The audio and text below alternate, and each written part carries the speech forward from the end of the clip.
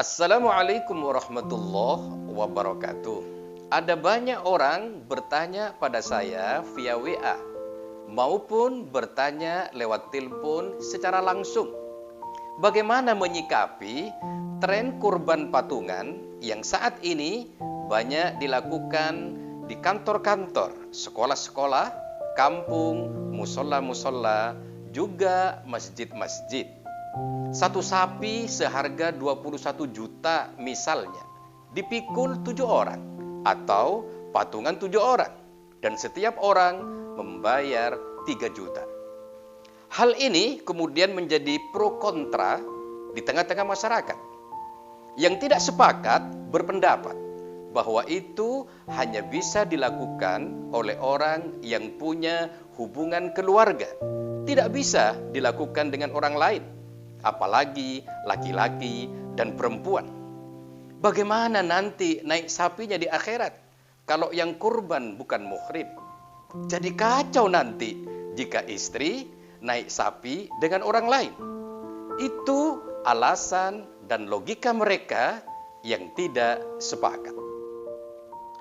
Saudara, terdapat banyak riwayat yang menceritakan bahwa para sahabat berserikat atau patungan dalam penyembelihan kurban.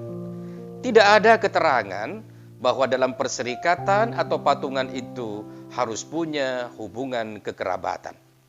Salah satunya adalah sebagaimana dikatakan oleh Ibnu Abbas dalam Sunan An-Nasa'i.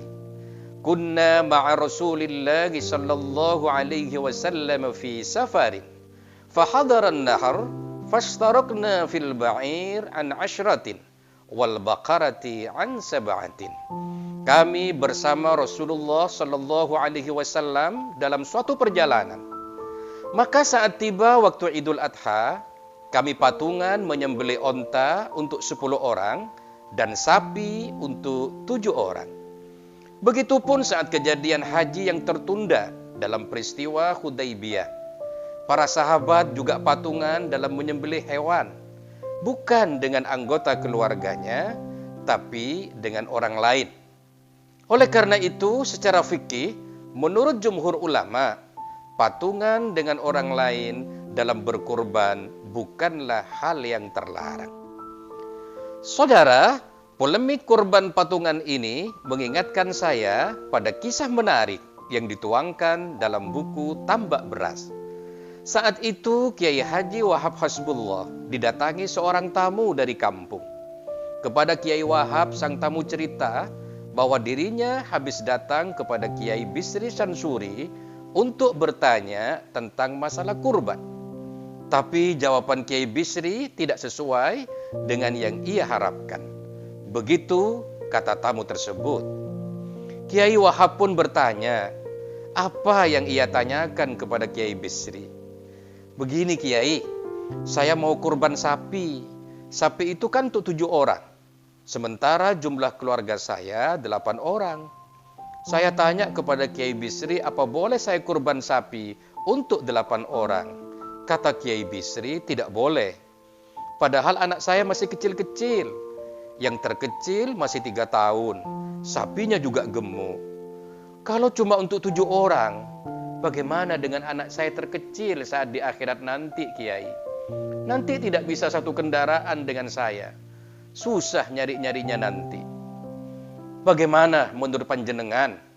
Apa boleh saya berkorban sapi untuk 8 orang keluarga saya? Mendengar penuturan tamunya tersebut, Kiai Wahab tersenyum, lalu menjawab, sapimu bisa untuk kurban 8 orang. Tapi karena anakmu yang terkecil masih 3 tahun, maka dia butuh tangga supaya bisa naik ke sapinya. Kan sapinya besar, tapi tangganya harus berupa kambing 1 ekor. Wah, gampang itu Kiai. Jangankan cuma 1 ekor, 2 ekor pun saya sanggup asal bisa naik sapi bersama. Jawab sang tamu dengan sukacita. Dia tidak sadar bahwa sesungguhnya jawaban Kiai Wahab sama dengan Kiai Bisri. Bahwa 1 ekor sapi untuk 7 orang, maka jika 8 orang harus menambah 1 kambing. Saudara, perlu kita pahami bahwa matematika Allah tidak sama dengan matematika manusia. Logika Allah tidak sama dengan logika manusia. Dalam matematika manusia, 1 tambah 0 sama dengan 1, 1 tambah 1 sama dengan 2, 1 tambah 2 sama dengan 3, dan seterusnya. Sementara dalam matematika Allah, 1 tambah 0 bisa sama dengan 10, 100, 700, atau bahkan tak terhingga.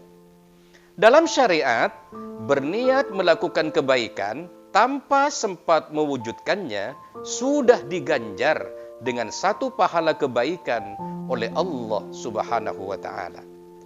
Maka jika dianalogikan atau dikiaskan dalam logika manusia, seseorang yang sudah berniat jahat, meski tidak jadi dilaksanakan, harusnya sudah dicatat sebagai dosa. Tapi logika Allah berbeda. Mereka yang sudah berniat jahat, tapi tidak sempat dilakukan, tidak ditulis sebagai dosa.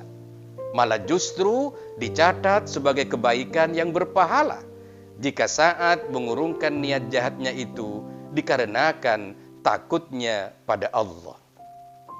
Dengan demikian, 1 dibagi 7, seperti dalam hewan kurban, bisa saja tetap 1, bukan 1/7, atau bahkan malah menjadi 70. Bukankah 1 kebaikan dibalas dengan minimal 10 kebaikan? Harta yang dinafkahkan di jalan Allah bisa dilipat gandakan hingga lebih dari 700 kali lipat. Wallahu yudha'ifu liman yasha, wallahu wasi'un alim. Allah melipat gandakan pahala bagi siapa yang Dia kehendaki, dan Allah maha luas karunia-Nya, lagi maha mengetahui.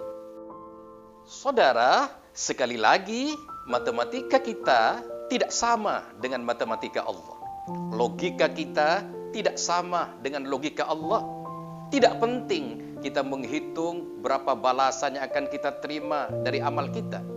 Tidak penting berpikir bagaimana rupa balasan yang akan kita terima atas ibadah kita.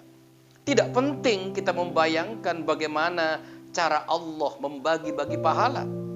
Allah tidak melihat seberapa besar amal yang kita lakukan. Allah juga tidak melihat itu patungan atau sendirian. Allah hanya melihat ketundukan kita atas perintah Allah, dan Allah lebih melihat keikhlasan kita di dalam beramal. Wassalamualaikum warahmatullahi wabarakatuh.